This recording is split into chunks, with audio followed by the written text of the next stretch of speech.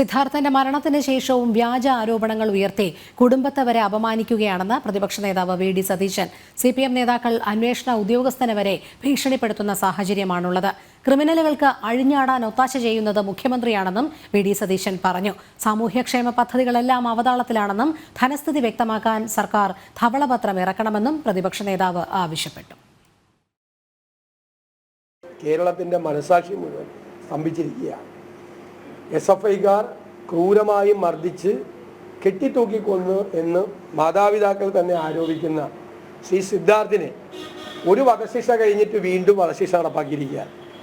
അയാൾക്കെതിരായിട്ടുള്ള ഒരു ആരോപണം, വ്യാജ ആരോപണം സൃഷ്ടിച്ച് അയാളെ അപമാനിക്കാൻ വേണ്ടി മരിച്ചുപോയ പാവം വിദ്യാർത്ഥി, കൊല ചെയ്യപ്പെട്ട ആ വിദ്യാർത്ഥിയെ ക്രൂരമായി അപമാനിക്കുന്നതിന് വേണ്ടിയിട്ടുള്ള ശ്രമം നടത്തുകയാണ്.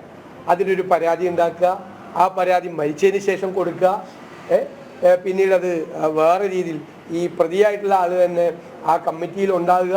സിദ്ധാർത്ഥിനെയും സിദ്ധാർത്ഥിൻ്റെ കുടുംബത്തെയും വീണ്ടും ഇവർ അപമാനിക്കുകയാണ്.